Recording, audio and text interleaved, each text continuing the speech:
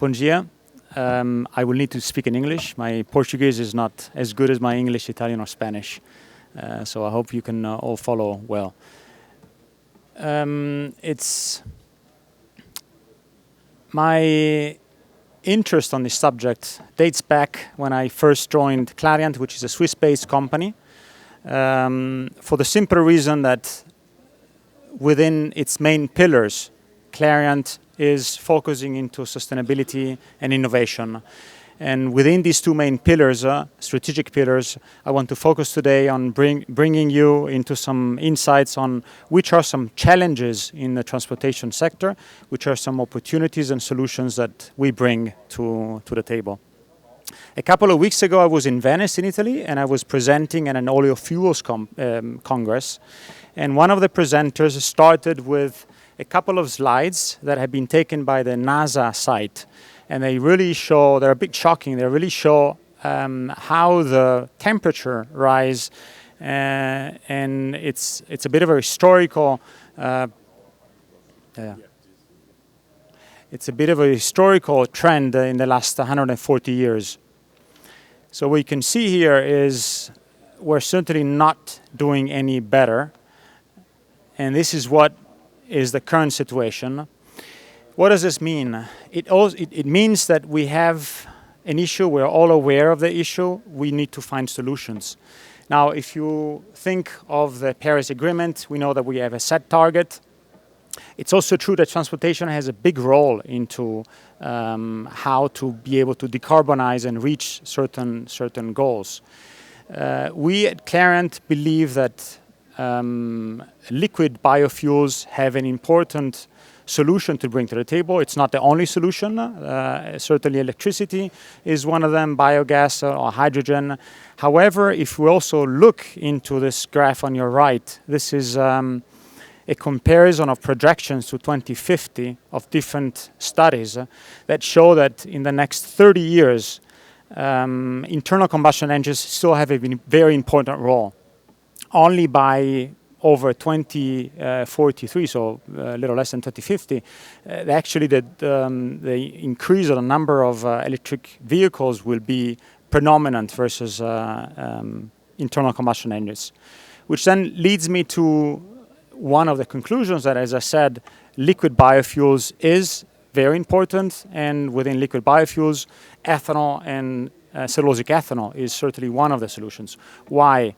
Because of these reasons, they're highly sustainable within our sunliquid technology, which is a conversion of agricultural residues or energy crops to lignocellulosic ethanol. You can reach 95% greenhouse gas saving. This is a European way of calculating, or 15 grams of CO2 per megajoule within the Californian CI score. They're cost efficient. I'll talk more about that. They're certainly compatible.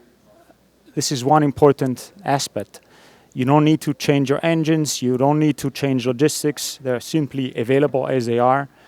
They're certainly integrated. These are solutions or technology solutions that can be integrated in existing facilities. They take best use of existing resources. They're ready. We've seen presentations before mine. These plants are up and running. They are producing ethanol. They can be replicable. This is very important. We need to reach substantial volumes. I'll show you some numbers later on. And they're certainly extensive. The fact that they can actually embrace and bring in the whole value chain, starting from the feedstock on the field, so involving farmers, all the way to the end, is certainly a key aspect. I believe that there's three main drivers for this solution to take place. One is availability of feedstock. Another one is technology, of course, and legislation. So when it comes to feedstock, I think that there's no brainer that feedstock is available. These are some numbers that are taken from FAO statistics, and they actually show that if you embrace all egg residues potentials worldwide, you can actually reach over 700 million tons of 2G ethanol. A focus into Europe, if we have similar conversion yields, also taking into consideration forestry residues, in addition to ag residues, then the number is really substantial, which leads then to up to 16% of mineral fuel consumptions can be brought to a solution with cellulosic ethanol. Why am I talking about 16%? Because it's been mentioned before, Europe has a clear strategy to decarbonize transportation with its revision of the legislation which is called Renewable Energy Directive 2, which sets very clear targets to 2030. This is a very important enabler. If you have a target, then investment opportunities have a clear mandate. A mandate means a penalty. I will not show numbers here, but penalties, if you don't blend in advanced biofuels, are very substantial. And this then creates a nice premium when you talk about economics. So I mentioned before 16%. Europe says that by 2030, 3.5% must be advanced biofuels. It's not only Europe, we've seen it in the previous presentations. China is pushing not only E10, but build-up of 2G ethanol plants. India has set a clear roadshow to implement second-generation ethanol facilities, actually 12 of these plants, half of which have already been appointed to players, half of which are now currently being appointed in public tenders. Again, very strong focus into 2G ethanol. So I told you that Clariant has a solution. What is a solution that we bring to the table? Well, this graph shows, I would say, the standard approach to lignocellulosic ethanol, which is you use feedstock, ag residues, that needs fertilizer. You need chemicals, you need enzymes from other providers, you need yeasts for the production and conversion. You then produce byproducts, liquid byproducts and lignin that can be used for the energy that is needed to the process. And then, of course, you have the final product. At Clariant, we develop a technology that actually integrates not only the fact that we use an integrated enzyme and microorganism production using the same sugars that we produce in the process. We also use the byproducts, so the vinasse, we bring it back in the field as a biofertilizer. We use the lignin as an energy source to provide steam and electricity to the system. And we provide then, out of this technology, ethanol and sugars. So an integrated approach, we always call it platform because once you convert these fibers into sugars, you can use sugars to downstream products, or you can then ferment these sugars into lignocellulosic ethanol. So just a couple of advantages of such a technology solutions. These pictures have been taken by the pre-commercial site plant that we have in Germany. It's producing 1,000 tons of ethanol per annum, running since 2012. So key advantages and differentiators. We don't use chemicals for pretreatment. This is completely chemical-free pretreatment. We use an integrated process, so enzymes and microorganisms are not only developed at Clariant, but they're actually produced in the site itself. We ferment C5 and C6 sugars into ethanol in one-pot reaction. So we strongly believe that not only the experience gained throughout these over 6 years of running such a facility, but also integrated the whole process is one of the key solutions.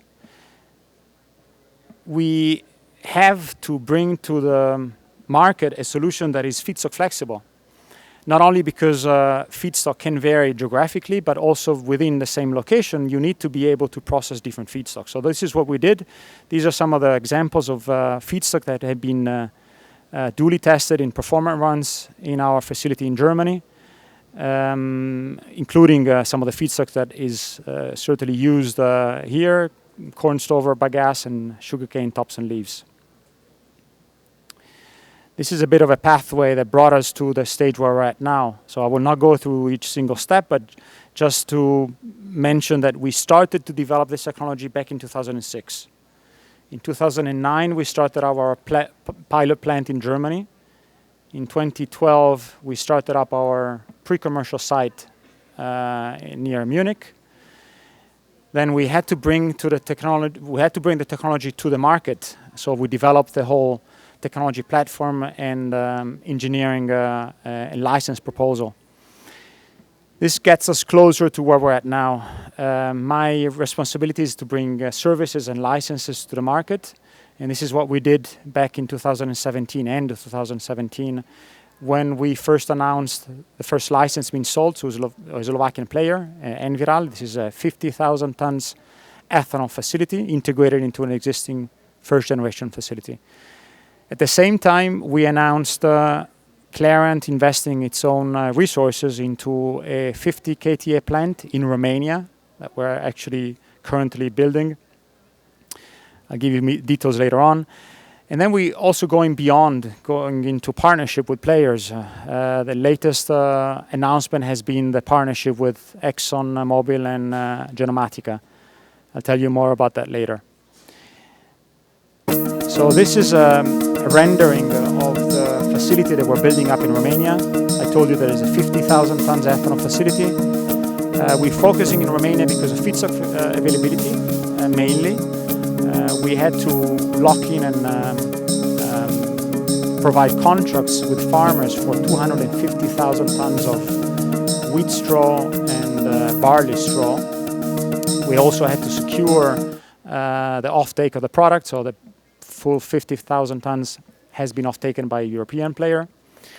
This enables us now not only to, I would say, do an exercise with farmers. Last year we harvested 2,000 tons of wheat straw. We're now harvesting 20,000, and the next year we will be harvesting more, leading us to the fact that by end of next year we will be completing the construction of this facility, which is a completely greenfield site that will have also a greenfield CHP plant attached. So I told you that we're going beyond 2G ethanol. This is collaboration that we're doing with ExxonMobil and Genomatica. They selected Clariant to produce sugars from different egg residues. So we are actually already shipped our sugars to the US. They're converting sugars into lipids, into advanced biodiesel. This is another example. We are working together with Global Bioenergies, French player, and INEOS, a UK player, to convert agricultural residues into sugars. That's what Clariant is doing, for them to convert into isobutene. And the first demo scale process has been already taken place based on wheat straw. Couple of slides on Brazil. We do have experience in the market. We've been actually, sorry, let me do this first and then go back. I told you that we've been processing bagasse. We actually brought from Brazil 45 containers of bagasse and tops and leaves. We converted that bagasse and tops and leaves into sugars to ethanol. We brought back the ethanol to Brazil, and some of which has been utilized into our Scania trucks. These are ED95 Eco trucks running in our Suzano facility. We have a big presence. So Clariant has a big presence here in São Paulo. And the results have been astonishing. The focus was really to cut down CO2 emissions.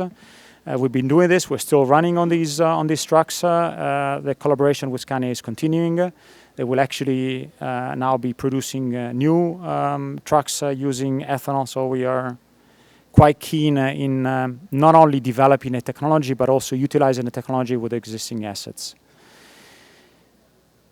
So I would like to conclude on the fact that the way we see the 2G ethanol market worldwide is, well, you've seen we have a strong footprint in Europe. That's where we develop our technology. So we certainly see Europe as a key market. I mentioned China and India as very strong developing countries.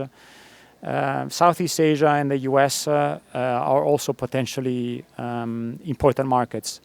Brazil, it's probably one of my preferred countries when it comes to feedstock availability and feedstock sourcing, market acceptability.